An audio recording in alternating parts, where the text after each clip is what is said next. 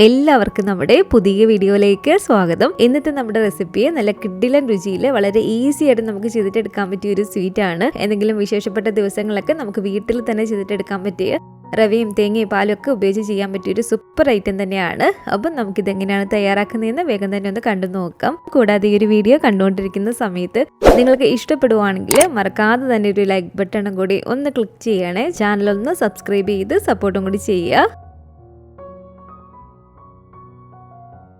അപ്പോൾ നല്ല അടിപൊളി ടേസ്റ്റി ആയിട്ടുള്ള ഒരു സ്വീറ്റ് റെഡിയാക്കാൻ വേണ്ടിയിട്ട് ആദ്യം തന്നെ നമുക്കിതിലേക്ക് വേണ്ടത് ഒരു 3 കോഴിമുട്ടയാണ് കേട്ടോ. ആ ഒരു 3 കോഴിമുട്ട ഇതിലേക്ക് ഒഴിച്ചു കൊടുത്തിട്ടുണ്ട്. പിന്നെ വേണ്ടത് ഒരു 1/2 കപ്പ് അളവിൽ പഞ്ചസാര പൊടിച്ചതാണ്. പൊടിച്ചെടുത്തതിന് ശേഷമുള്ള അളവാണ് കേട്ടോ 1/2 കപ്പ്. അതുപോലെ തന്നെ ഒരു 80 ഗ്രാം അളവിൽ ബട്ടർ ഇതുപോലെ നന്നായിട്ട് ഞാനൊന്ന് ഉരുക്കി അതിന് ചൂടൊക്കെ കുറഞ്ഞതിന് ശേഷം ഇതിലേക്ക് ഒഴിച്ചു കൊടുക്കുകയാണ്. ഉപ്പില്ലാത്ത ബട്ടർ വേണം നമ്മൾ എടുക്കാൻ വേണ്ടിയിട്ട്. ഇതിന് പകരം നിങ്ങൾക്ക് സൺഫ്ലവർ ഓയിലോ വെജിറ്റബിൾ ഓയിലോ ചേർത്ത് കൊടുക്കാം. പിന്നെ നമുക്കിതിലേക്ക് വേണ്ടത് ഒരു ടീസ്പൂൺ അളവിൽ വാനില എസൻസ് ആണ്. വാനില എസൻസും കൂടി ചേർത്ത് കൊടുത്തിട്ട് നന്നായിട്ട് ഇതൊന്ന് മിക്സ് ചെയ്തിട്ട് എടുക്കുക. നന്നായി മിക്സ് ചെയ്തെടുത്തതിന് ശേഷം 1 കപ്പ് അളവിൽ വറുത്ത റവയാണ് കേട്ടോ നമുക്കിതിലേക്ക് ആവശ്യമായിട്ടുള്ളത്. 250 ml കപ്പിൽ കറക്റ്റ് 1 കപ്പ് അളവിൽ വറുത്ത റവ ഇട്ട് കൊടുക്കുക. അതുപോലെ തന്നെ ഒരു 1/2 കപ്പ് അളവിൽ ഡെസിക്കേറ്റഡ് കോക്കനട്ട് എടുത്തിട്ടുണ്ട്.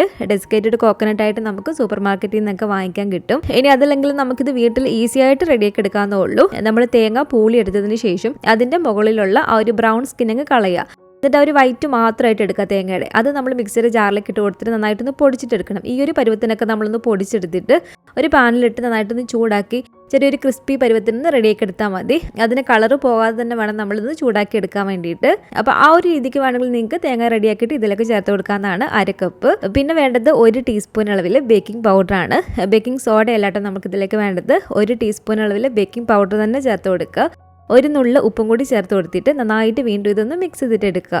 നന്നായിട്ട് മിക്സ് ചെയ്തെടുത്തതിന് ശേഷം റൂം ടെമ്പറേച്ചറിൽ വെച്ചിട്ടുള്ള 125 ml അതായത് 1/2 കപ്പ് അളവിൽ പാലും കൂടി ചേർത്ത് കൊടുക്കണം. ആദ്യം ഇതുപോലെ പകുതി പാല് ചേർത്ത് കൊടുക്കുക. വീണ്ടും ഇതിലേക്ക് മുഴുവനും ആ ഒരു പാല് അതായത് 1/2 കപ്പ് പാല് മുഴുവനും ഒഴിച്ചു കൊടുത്തിട്ടുണ്ട്. എന്നിട്ട് നന്നായിട്ട് ഇതുപോലെ മിക്സ് ചെയ്ത് ഇത് കണ്ടില്ല, ഈ ഒരു പരുവത്തിനാണ് നമ്മുടെ ഒരു ബാറ്റർ റെഡിയാക്കി എടുക്കേണ്ടത്. ഇതിലും കട്ടിയായി പോകരുത്. ഈ ഒരു പരുവത്തിന് നമ്മൾ ബാറ്റർ റെഡിയാക്കി എടുത്തതിന് ശേഷം നമ്മളിത് ഏത് പാത്രത്തിലാണ് കുക്ക് ചെയ്യുന്നത് ആ ഒരു പാത്രത്തിലേക്ക് കുറച്ച് ബട്ടർ നമ്മൾ ഇതുപോലെ സ്പ്രെഡ് ചെയ്ത് കൊടുക്കുക. ഓയിലാണെങ്കിലും സ്പ്രെഡ് ചെയ്ത് കൊടുത്താൽ മതി. അതിനുശേഷം നമ്മളിപ്പോൾ റെഡിയാക്കി വെച്ചിട്ടുള്ള ഈ ഒരു ബാറ്ററിൻ്റെ പകുതി മാത്രം ഇപ്പോൾ ഇതിലേക്ക് ഒഴിച്ചു കൊടുക്കുക. പകുതി മാത്രം ഒഴിച്ചു കൊടുക്കാവുള്ളൂ, അതിൽ കൂടുതൽ ഒഴിച്ചു കൊടുക്കരുത്.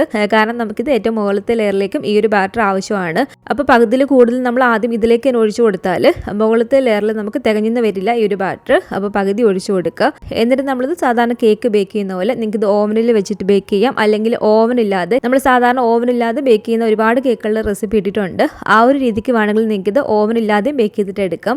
ഓവൻ ഇല്ലാതെ ബേക്ക് ചെയ്യാനാണെങ്കിൽ അടികട്ടിയുള്ള ഒരു അലുമിനിയത്തിൻ്റെയോ അല്ലെങ്കിൽ ഒരു നോൺ സ്റ്റിക്കിൻ്റെയോ പാത്രം എടുത്തിട്ട് അതിലേക്ക് ഒരു റിങ് ഇറക്കി വെച്ച് കൊടുത്ത് മൂടി വെച്ച് അടച്ചു വെച്ച് കൊടുത്ത് ഏകദേശം ഒരു 8 മിനിറ്റ് പ്രീ ഹീറ്റ് ചെയ്യുക. അതിനുശേഷം നമ്മൾ ഈ ഒരു പാത്രത്തിലേക്ക് ഇറക്കി വെച്ച് കൊടുത്ത് സാധാരണ കേക്കൊക്കെ ബേക്ക് ചെയ്യുന്ന പോലെ നമുക്കിത് ബേക്ക് ചെയ്തിട്ട് എടുക്കാം. ഞാനിപ്പോൾ ഇത് ഓവനിൽ വെച്ചിട്ടാണ് ബേക്ക് ചെയ്യുന്നത്. ആദ്യം 180 ഡിഗ്രിയിൽ 10 മിനിറ്റ് ഓവൻ ഒന്ന് പ്രീ ഹീറ്റ് ചെയ്യുക. അതിനുശേഷം 200 ഡിഗ്രി സെൽഷ്യസിൽ 15 മിനിറ്റ് നമ്മളിതൊന്ന് ബേക്ക് ചെയ്തിട്ട് എടുക്കാം. ഇനി നമുക്ക് ഈ ഒരു പാത്രത്തിലേക്ക് ഒരു 1.5 കപ്പ് അളവിൽ പാല് ചേർത്ത് കൊടുക്കാം.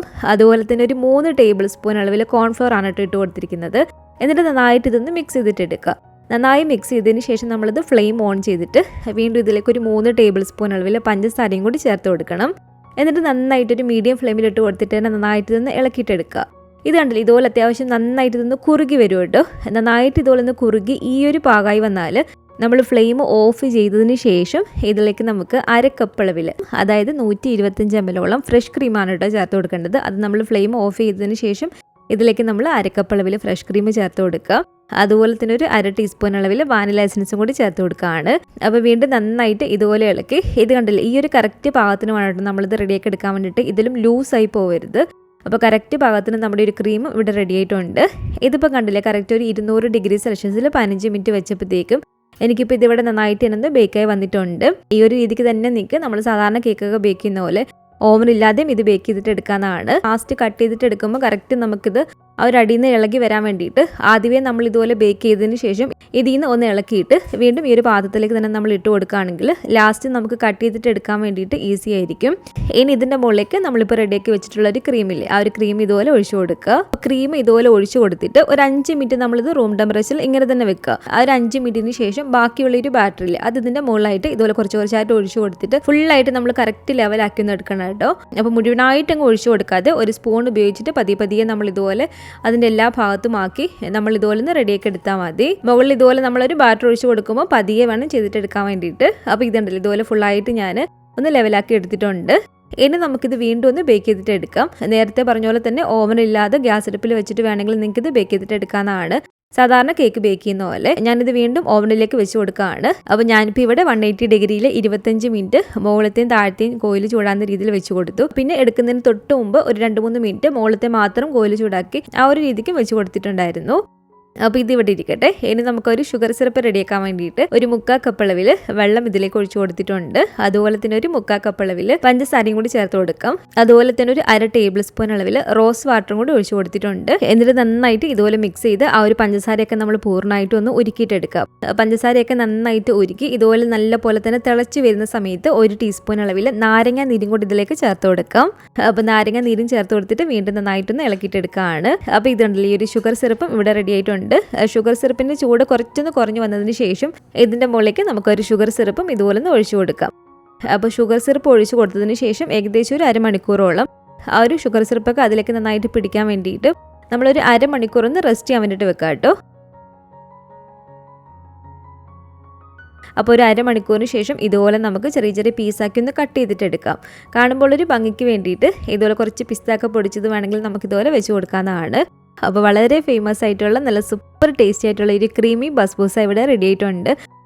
സൂപ്പർ ടേസ്റ്റി ആയിട്ടുള്ളൊരു സ്വീറ്റാണ് കേട്ടോ. എന്തെങ്കിലും വിശേഷപ്പെട്ട ദിവസങ്ങളൊക്കെ നല്ലൊരു അടിപൊളി സ്വീറ്റ് റെഡിയാക്കണമെന്നുണ്ടെങ്കിൽ നമുക്ക് വീട്ടിൽ തന്നെ ഇതുപോലെ സൂപ്പറായിട്ട് റെഡിയാക്കി എടുക്കാവുന്നതാണ്. അപ്പോൾ ഇന്നത്തെ നമ്മുടെ ഈ ഒരു ഫേമസ് ക്രീമി ബസ്ബൂസയുടെ റെസിപ്പി നിങ്ങൾക്ക് എല്ലാവർക്കും ഇഷ്ടപ്പെട്ടെന്ന് കരുതുന്നു. ഇതുപോലെ നിങ്ങൾ ഉണ്ടാക്കി നോക്കുകയാണെങ്കിൽ തീർച്ചയായിട്ടും നിങ്ങളുടെ അഭിപ്രായങ്ങളൊക്കെ മറക്കാതെ തന്നെ നമ്മുടെ കമൻറ്റ് ബോക്സിൽ ഒന്ന് വന്നറിയിക്കുക. അതുപോലെ തന്നെ ഈ ഒരു വീഡിയോ ഇഷ്ടപ്പെട്ടെങ്കിൽ മറക്കാതെ തന്നെ ഒരു ലൈക്ക് ബട്ടണും കൂടി ഒന്ന് ക്ലിക്ക് ചെയ്യണേ. നിങ്ങളുടെ ഫാമിലിയും ഫ്രണ്ട്സും ഒക്കെ ആയിട്ട് നമ്മുടെ ഈ ഒരു വീഡിയോ ഒന്ന് ഷെയർ ചെയ്ത് കൊടുക്കുക. പുതിയതായിട്ട് ഈ ഒരു ചാനൽ ആരെങ്കിലും കാണുന്നുണ്ടെങ്കിലും ഇതുവരെയായിട്ടും ഈ ഒരു ചാനൽ സബ്സ്ക്രൈബ് ചെയ്തിട്ടില്ലെങ്കിലും താഴെ കാണുന്ന ആ ഒരു റെഡ് സബ്സ്ക്രൈബ് ബട്ടണും കൂടി ഒന്ന് പ്രസ് ചെയ്ത് സപ്പോർട്ട് ചെയ്യുക. കൂട്ടത്തിൽ കാണുന്ന ബെല്ലൈക്കണും കൊണ്ടൊന്ന് ക്ലിക്ക് ചെയ്ത് അതിൽ ഓൾ എന്നൊരു ഓപ്ഷൻ തന്നെ കൊടുക്കുകയാണെങ്കിൽ ഞാൻ പുതിയ റെസിപ്പികളൊക്കെ ഇടുന്ന സമയത്ത് നിങ്ങൾക്ക് അതിൻ്റെ നോട്ടിഫിക്കേഷൻ കിട്ടുന്നതായിരിക്കും. ഇൻഷാ അല്ലാഹ് വീണ്ടും നമുക്കിതുപോലെ നല്ലൊരു റെസിപ്പി ആയിട്ട് കാണാം.